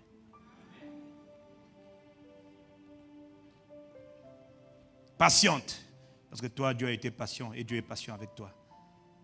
Quelqu'un me dit Amen. La largeur, la longueur et ensuite la profondeur. Nous avons vu que la profondeur nous parle de l'intensité, de la force, l'intensité de l'amour. Il est écrit, Dieu a tellement aimé le monde, il a tant aimé le monde. Le mot tant parle de la force, de l'intensité. Le Saint-Esprit m'a dit de dire qu'il n'existe pas de péché. Il n'existe pas de faute tellement grande que Dieu ne puisse pas les pardonner. Écoutez-moi, il n'y a aucune faute qui soit tellement grave que Dieu ne peut pas l'effacer par le sang de Jésus. Il n'y a aucun crime qui soit tellement profond que Dieu ne peut pas pardonner. Il n'y a aucune personne qui soit tellement mauvaise que l'amour de Dieu ne peut pas le toucher. Dieu veut que l'amour qui sort de toi soit un amour intense. Pour les pires des pécheurs, pour les gens les plus irrécupérables. Le Saint-Esprit me disait hier, le problème dans l'église, c'est que beaucoup, nous avons catégorisé les gens. Il y a des gens dont tu penses qu'ils ne seront jamais sauvés, parce qu'ils ne peuvent pas sauver, ou tu penses qu'ils ne peuvent pas être sauvés, ou ils ne sont pas dignes d'être sauvés. Tu as oublié la nature de l'amour de Dieu. L'amour de Dieu est allé te chercher toi hier. Quel que soit ce que tu faisais, tu ne faisais pas. L'amour de Dieu allait te sortir de là où tu étais. Le Saint-Esprit m'a dit, l'amour de Dieu est capable. Tu vois, quand on parle de la profondeur, on parle de dimension de l'amour, on parle de la croix de Christ. La croix de Christ, les croix romaines étaient plantées, n'étaient pas collées sur des arbres, non. Les croix romaines étaient plantées en profondeur, comme ils étaient mis, il y avait une fondation profonde. On les plantait en profondeur. Pourquoi ? Pour que la croix, puis on mettait du sable et des murs, des blocs de roc. Pourquoi ? Pour que la croix ne penche pas au point que l'homme tombe, que la croix tombe. Donc on voulait s'assurer que la croix soit solidement fixée. On l'a plantée dans le sol. Elle allait en profondeur. C'est ça la profondeur de l'amour. Dieu m'a dit, l'amour de Dieu est capable d'aller en profondeur jusqu'en enfer pour aller sortir les pécheurs et leur donner l'amour de Dieu. L'amour de Dieu est capable d'aller chercher en profondeur des gens comme le Saul de Tarse, qui étaient des persécuteurs, des assassins, des criminels, qui tuaient les gens, les chrétiens nés de nouveau. Il allait chercher des gens comme les Saul de Tarse et il les emmenait dans le royaume de Dieu. Il en a fait des champions de Dieu, des grands hommes de Dieu, qui étaient avant des persécuteurs. L'amour de Dieu peut aller en profondeur pour prendre des femmes comme prostituées, connues de toute la ville, comme des Rahab, et en faire des femmes vertueuses. Des femmes extraordinaires. Là où les hommes avaient dit, il n'y a plus d'espoir, l'amour de Dieu va chercher dans les décombres de la prostitution des femmes vertueuses. Parce que Dieu ne voyait pas le péché, il voyait les femmes qui cherchaient, qui désespéraient. Mais pour ça, il va falloir que tu acceptes d'aller en profondeur toi aussi. Arrêtez de regarder les gens en surface. Creusez un peu, parce que les gens ne sont pas toujours aussi noirs qu'on ne le pense. Je n'ai pas entendu quelqu'un me dire Amen. L'amour de Dieu est arrivé dans la ville et il a vu un homme qu'on appelait Zachée qui avait une mauvaise réputation, qui était un homme riche, un bon escroc de la ville. Zachée monté sur un arbre parce qu'il voulait être sauvé. Mais dans la ville, tout le monde disait, mais c'est un monsieur mauvais, ce Zachée. Même les gens mauvais ont besoin d'être sauvés. Et pour ça, il faut les regarder avec le regard de l'amour de Dieu qui est profond et qui creuse, qui va en intensité. Dieu a tellement aimé Zachée, Dieu a tellement aimé les prostituées, il a tellement aimé les sorciers qu'il est capable de regarder outre la sorcellerie, d'aller chercher le sorcier pour l'emmener à devenir un véritable ministre de Dieu. Dis-moi Amen. Dans 2 Corinthiens 5, verset 14, il dit, l'amour de Christ nous presse, l'amour de Dieu nous étreint, l'amour de Dieu nous pousse en avant. Nous annonçons l'évangile, nous nous sentons poussés par l'amour de Dieu. Et je suis consumé à l'intérieur par l'amour, brûlé par l'amour. Je ne regarde pas aux obstacles pour dire, lui là il mérite la mort. Non, personne ne mérite la mort. Parce que Dieu a tellement aimé le monde qu'il a donné. Jésus n'est pas venu pour les gens bons. Est-ce que vous m'entendez? Jésus n'est pas venu pour les gens qui étaient tout beaux, en smoking, en tailleur. Il n'est pas venu pour ces gens-là. Il est venu pour les véritables pécheurs. Donc arrêtons de mettre les croix sur les pécheurs et allons chercher les pécheurs. Oh, dites-moi Amen. La quatrième dimension de l'amour nous parle de la hauteur de l'amour. La hauteur de la croix, la hauteur de l'amour. La hauteur nous parle de l'excellence. La hauteur, c'est la seule dimension qui est la quatrième. Pourquoi? Parce que c'est la seule dimension qui doit d'abord voir les trois premières dimensions s'accomplir. La hauteur nous parle de jusqu'où va aller ton amour pour Dieu, jusqu'où va exceller ton amour en hauteur. Elle va vers le haut. C'est l'amour qui est dirigé vers le Père. C'est l'amour qui est dirigé vers le Fils. C'est l'amour qui est dirigé vers le Saint-Esprit, le Dieu trois fois saint. L'amour, la hauteur de l'amour va parler de jusqu'où tu es capable d'aimer Dieu. Est-ce que quelqu'un me suit? Mais le problème, c'est que pour aimer Dieu, il faut d'abord que les trois premières dimensions, la largeur, c'est-à-dire inclure tout le monde, la longueur, supporter tout le monde, la profondeur, aller chercher tout le monde. Il va falloir que tu la remplisses. Les trois premières dimensions parlent d'abord de la dimension humaine de l'amour. Et la quatrième part de la dimension verticale, céleste de l'amour. Le problème, c'est que beaucoup d'entre nous, nous avons du mal à aimer les frères, à supporter les frères. Dans l'église, les gens se blessent les uns les autres. Dans les groupes, là, les ministères, les départements, les gens se blessent. C'est dans toutes les églises. Parce qu'on est tous différents, avec des bagages, des expériences, des origines, des histoires différentes. Et puis comme on ne comprend pas l'amour de Dieu, alors on a du mal à se supporter les uns les autres. On se blesse les uns les autres. Se critique les uns les autres. Le bras gauche dit au bras droit, tu es moche. Mais c'est toujours le même corps. C'est le corps de Christ. C'est le même corps, c'est pas un autre, c'est le même corps. Mais la main gauche dit à la main droite, dégage, tu es nul. La main droite répond, toi aussi tu es nul. Et puis après on se bat. Qui a mal? Le corps. C'est le corps qui a mal. C'est le corps qui a mal. Et la tête est là, elle voit. La tête regarde, la tête c'est Christ. Est-ce que quelqu'un comprend de quoi je parle? Dis Seigneur, aide-nous. Et nous prétendons dire que nous aimons. Voilà ce que la Bible dit, 1 Jean 4, verset 20. Si quelqu'un prétend aimer Dieu, tout en détestant son frère, c'est un menteur. Car il ne peut pas aimer son frère qui est là sous ses yeux, et il ne saurait aimer Dieu qu'il le voit. Autrement dit, tu ne peux pas dire que tu aimes Dieu si tu n'aimes pas ton frère que tu vois sous tes yeux, et Dieu tu ne le vois pas du tout. Le problème c'est que tu as oublié malheureusement, surtout dans l'église, faites attention, dans le corps de Christ, c'est ça qui est terrible. C'est terrible parce que dans le corps de Christ, on ne se rend même pas compte que quand je suis en train de critiquer tel frère, telle église, tel pasteur, tel frère, telle sœur, je suis en train de critiquer moi-même. C'est le même corps. C'est le corps de Christ. Si quelqu'un prétend aimer Dieu, écoutez ce que Dieu dit. Si tu dis, ah j'aime Dieu, j'aime le Seigneur de tout mon cœur. Et si pendant que tu es en train de lire, tu as quelqu'un de l'église là, ou dans une autre église, ou tu as quelqu'un même qui n'est pas chrétien, mais que tu es, Dieu dit, tu es un menteur, tu n'aimes pas Dieu.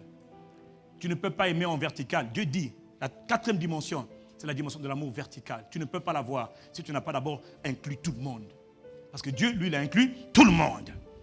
Tu ne peux pas dire, j'en ai marre de lui, je ne l'aimerai plus. Non, Dieu dit, tu dois supporter. Supporter, endurer. L'amour est endurant. Ah oui. Et tu dois aimer en profondeur.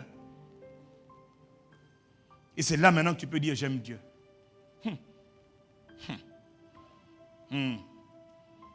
Si tu ne mets pas en pratique les 3 premières dimensions de l'amour, tu ne peux pas dire que tu aimes Dieu. Dieu lui-même, il dit que tu es un menteur.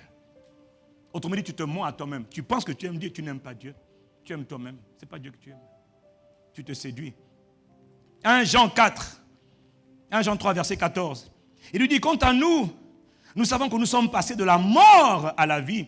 Écoutez, nous sommes passés de la mort à la vie parce que nous aimons les frères. Nous aimons nos frères. Nous sommes passés de la mort à la vie parce que nous aimons nos frères. Mais celui qui n'aime pas se trouve encore dans le royaume de la mort. Celui qui n'aime pas se trouve encore dans le royaume de la... Il ne dit pas que celui qui n'aime pas n'est pas né de nouveau. Non. Il ne dit pas qu'il n'est pas né de nouveau. Il ne dit pas qu'il n'a pas donné sa vie à Christ. Il dit qu'il est né de nouveau, mais il est encore dans les ténèbres. Il est né de nouveau, mais la vie de Dieu ne peut pas opérer en lui. Il est né de nouveau, c'est vrai, mais son robinet est fermé. Les fleuves, les flots de l'amour ne peuvent même pas couler ni en lui, ni au travers de lui. Il est comme quelqu'un qui est mort. Alors qu'il a l'esprit de vie en lui. Mais l'âme est tellement bousillée que l'âme n'arrive pas à libérer l'amour. Il est comme quelqu'un qui est mort, alors qu'il a toute la vie de Dieu. Comme quelqu'un qui a toutes les richesses du monde, mais qui est le plus pauvre du monde. Alors qu'il a toutes les richesses de la terre, il est le plus pauvre de la terre. Est-ce que quelqu'un comprend de quoi je parle? 1 Jean 4, verset 8. 1 Jean 4, verset 8, il nous dit, celui qui n'aime pas n'a rien compris de Dieu. Répète avec moi, celui qui n'aime pas son frère ou sa sœur. Celui qui n'aime pas son prochain n'a rien compris de Dieu. Car Dieu est amour.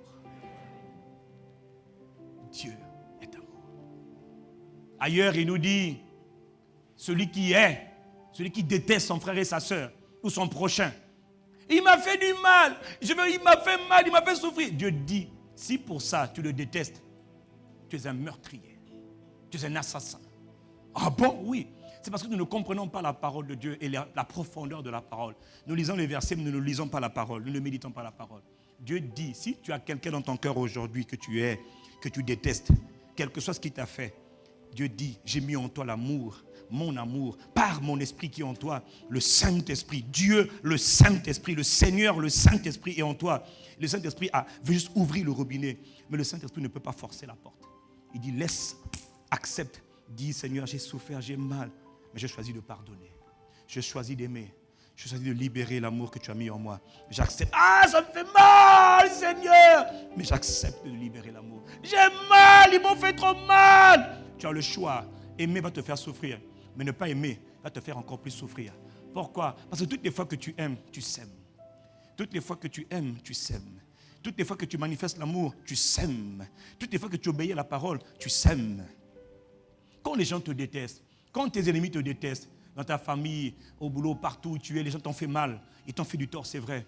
Est-ce que tu peux changer quelque chose? Non, tu ne peux rien y changer. Souvent même ceux qui te haïssent, ceux qui te maudissent, ils ne vont pas changer d'attitude. Mais Dieu dit, sème l'amour. Pourquoi? Parce qu'en fait, quand tu sèmes, personne ne sème et ne récolte forcément là où il a semé. Et ne récolte forcément ce qu'il a semé. Parce que généralement, ce que tu sèmes, la loi de la semence et de la récolte, la loi de la compensation, semence et récolte, dit que quand tu as semé quelque chose, tu as semé 5 graines, tu ne récolteras pas 5 graines. Tu récolteras beaucoup plus que les 5 graines. Quand tu sèmes l'amour, ne t'attends pas à récolter l'amour chez ces 5 personnes qui sont là, qui te méprisent, qui te haïssent. Non, tu récolteras l'amour au centuple, en abondance chez l'autre personne. S'il y a 5 personnes qui te détestent, mais que tu sèmes l'amour, que tu obéis à la parole, que tu pardonnes, que tu supportes, que tu endures, c'est pas chez eux-là. Eux-là, ils ne vont peut-être pas changer, c'est pas grave. Mais tu récolteras une multitude de personnes qui t'aimeront pour ce que tu es. C'est la loi de la semence et de la récolte. Tu sèmes l'amour, tu récolteras l'amour. Mais toutes les fois aussi que tu es en train de semer le manque d'amour, tu récolteras le manque d'amour. Les gens vont te haïr. Parce que toi, tu as haï quelqu'un. Est-ce que quelqu'un comprend? Beaucoup de gens vont te haïr parce que l'univers est régi par des lois. Pas par les désirs de quelqu'un, c'est par des principes spirituels, par des lois. La loi de la semence et de la récolte. Celui qui sème. Voilà pourquoi Dieu dit sème l'amour. Voilà pourquoi Dieu dit sème. Si Dieu te dit sème, il ne te dit pas tellement pourquoi. Mais il faut comprendre les lois derrière. Quand tu mûris, tu comprends que finalement, si je n'avais pas semé, oh là là, j'aurais récolté des catastrophes. Est-ce que quelqu'un me suit? Qui n'aime pas, celui qui n'aime pas, celui qui déteste son frère, c'était un meurtrier. Vous savez que pour tuer quelqu'un, il n'y a pas besoin de prendre un couteau. On peut tuer quelqu'un en le privant d'amour. Tout comme on peut tuer quelqu'un en le privant de nourriture, en le privant d'eau, en le privant de boisson. Tu peux tuer quelqu'un en le privant d'amour. Beaucoup d'enfants souffrent aujourd'hui parce qu'ils ont été privés d'amour. Privé de l'amour paternel, privé de l'amour maternel. Jamais un mot d'affection, jamais un mot de tendresse. Toujours des brimades, engueulades, terreur, papa, maman, terreur. Jamais de valorisation. Et beaucoup souffrent aujourd'hui. Les gens sont blessés aujourd'hui. Blessés. Hey, je connais des pasteurs blessés. Et il prêche, le pasteur il est en train de prêcher. Mais il est blessé. Femme comme homme, blessé. C'est comme ça. Mais physiquement, il est comme ça. Hein? Mais émotionnellement, dans son âme, mais il est endommagé. C'est un tas de ruines. Mais il est en train de prêcher Jésus. Et c'est les mêmes personnes, après tu entends demain, Assali Boye, Assali. Dans l'église, il va t'insulter. Je t'insulte, je te maudis au nom de Jésus. Il est blessé. Il est sous la chair. Il est en train de blesser tout le monde maintenant. Les gens blessés blessent. Les gens qui ont été rejetés ont 2 caractéristiques. 1, parce qu'ils ont été tellement rejetés, parce que manque d'amour. 2 choses. Ils se rejettent d'abord eux-mêmes. Ils ne s'aiment pas eux-mêmes. Et deuxième caractéristique, ils rejettent les autres.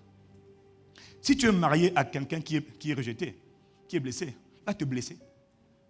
Oh. Alors quand tu vas épouser quelqu'un, il faut être sûr que le gars est restauré dans son âme. Et né de nouveau, ce n'est pas tout. Il faut qu'il soit restauré. Il faut qu'il soit, son âme doit être transformée, guérie. Sinon, il va te blesser. Ok, vis encore. Est-ce qu'on peut continuer? Dis-moi l'amour de Dieu. Donc, quand Paul nous dit, le Saint-Esprit plutôt nous dit par la bouche de Paul, que l'amour de Dieu soit avec vous tous, il est en train de nous dire simplement, chaque jour, poursuivez l'amour. Chaque jour, 1 Corinthiens 4, verset 1, recherchez l'amour. Recherchez l'amour. Poursuivez l'amour. Poursuivez l'amour. Soyez constamment en quête d'amour. Aspirez à l'amour. Développez l'amour. Libérez l'amour. Recherchez l'amour. Dis-moi, Seigneur, aide-moi à rechercher. Aide-moi à poursuivre l'amour de Dieu. Répète, aide-moi à poursuivre l'amour de Dieu. Dans 1 Corinthiens 16, 14, il continue.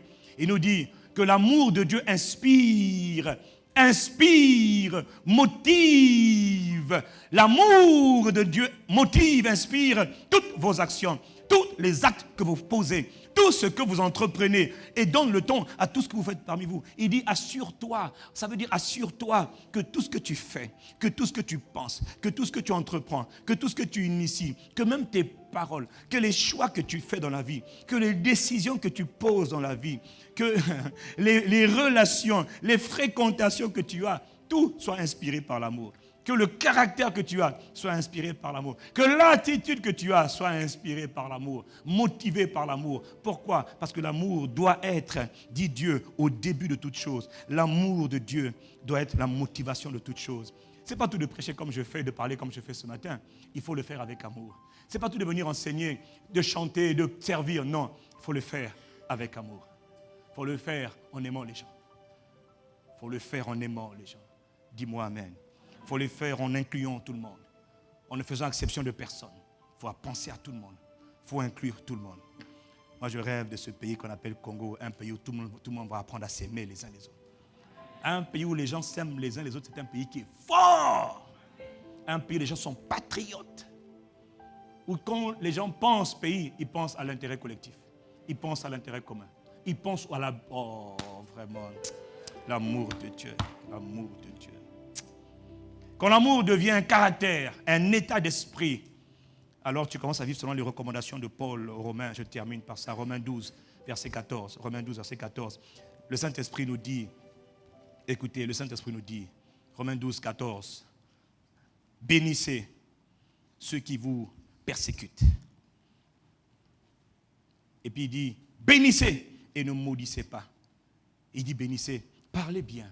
Prononcez de bonnes paroles sur ceux qui vous persécutent. Prononcez de bonnes paroles. Dites de bonnes phrases. Dites de bons mots. Prononcez des bons mots. Prononcez des belles phrases. Prononcez des bénédictions sur ceux qui vous persécutent. Bénissez et ne maudissez pas. Ne maudissez pas, parce que c'est la tendance naturelle de tout humain. Vous n'êtes pas comme les autres humains. Vous êtes le peuple de Dieu. Vous êtes les enfants de Dieu. Imitez votre Père. Bénissez, ne maudissez pas. Verset 17. Ne rendez à personne. Ne rendez à personne. Ne rendez à personne. Ne rendez à personne le mal pour le mal. Ne rendez à personne le mal pour le mal. Est-ce que tu entends cette parole du Saint-Esprit? Ne rends à personne le mal pour le mal. Ce n'est pas parce que quelqu'un t'a fait du mal que tu dois retourner le mal. Non, ne rends pas le mal pour le mal. C'est la tentation de l'homme déchu. Mais celui qui est en Christ, celui qui a reçu le Saint-Esprit, Dieu dit, en toi j'ai mis une puissance, une capacité, une force qui te permet de ne pas rendre le mal pour le mal, mais de rendre le mal par le bien. Recherchez ce qui est bien devant tous les hommes. S'il est possible, autant que cela dépend de vous, soyez en paix avec tous les hommes. Autant que ça dépend de toi, sois en paix avec tous les hommes. Des fois, tu n'as juste pas encore tout fait pour être en paix avec les gens. Tu veux tellement avoir raison que tu as bousillé des relations. Tu voulais tellement avoir raison que tu as cassé des relations. Tu as cassé des opportunités.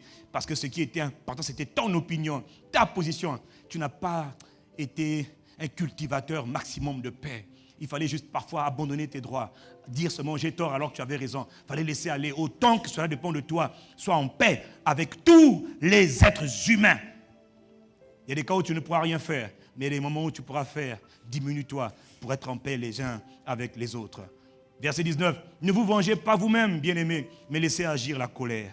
Ne te venge pas. Ne cherche pas à faire ta propre justice, mais laisse agir la colère. Car il est écrit, à moi la vengeance, dit le Seigneur. À moi la rétribution. Quand Dieu dit ça, ça veut dire qu'il s'en charge. Ne fais rien. Parce que toutes les fois que tu veux te faire justice, Dieu ne peut plus te faire justice. Dieu ne fera jamais justice à quelqu'un qui a décidé d'appliquer sa propre justice. Si ton ennemi a faim, ne laisse pas crever. Ton ennemi là, tu en as besoin, nourris-le. Donne-lui à manger. S'il a soif, donne-lui à boire.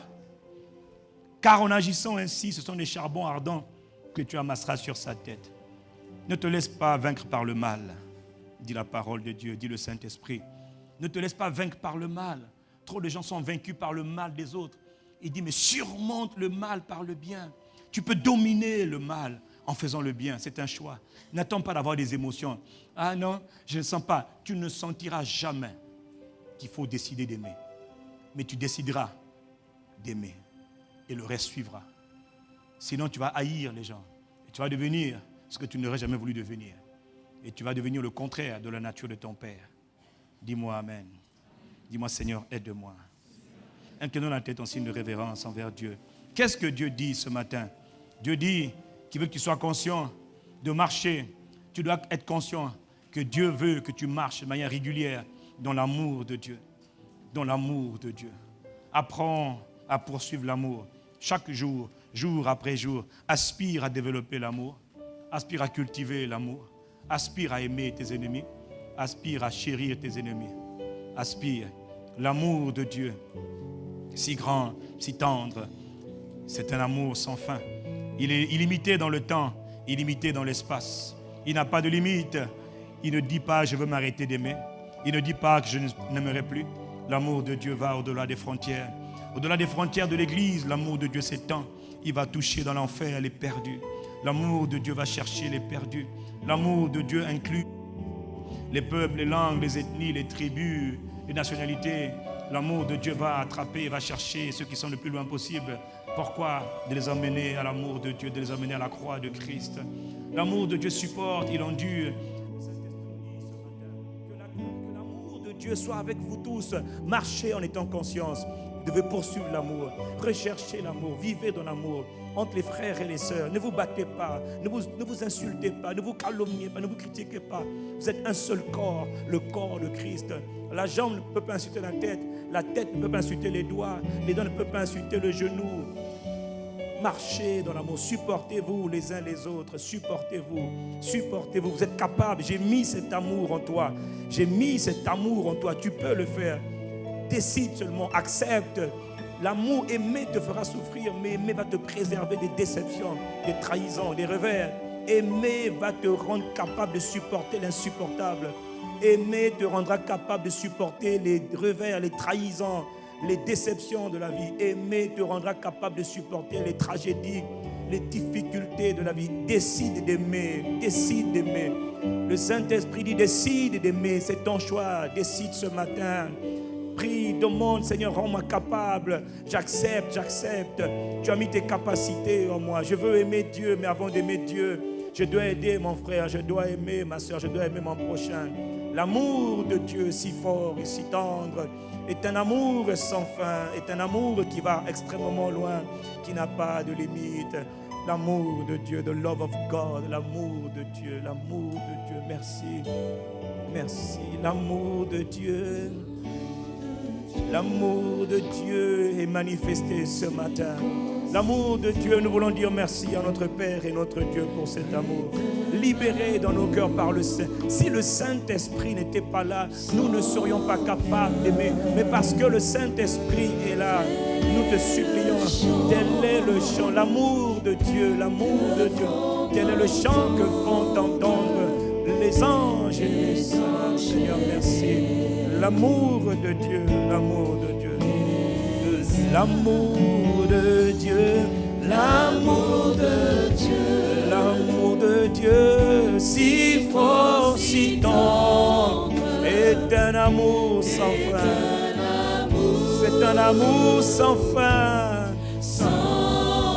L'amour de Dieu, l'amour de Dieu. Nous te remercions pour l'amour que tu as déversé dans nos cœurs. Nous acceptons cet amour que tu libères en nous. Nous acceptons d'ouvrir les robinets de l'amour. Nous acceptons d'aimer l'amour de Dieu. Nous acceptons de libérer ton amour. Nous te remercions, tendre Père, Seigneur Jésus, d'avoir libéré le Saint-Esprit d'amour en nous. Saint, l'amour de Dieu.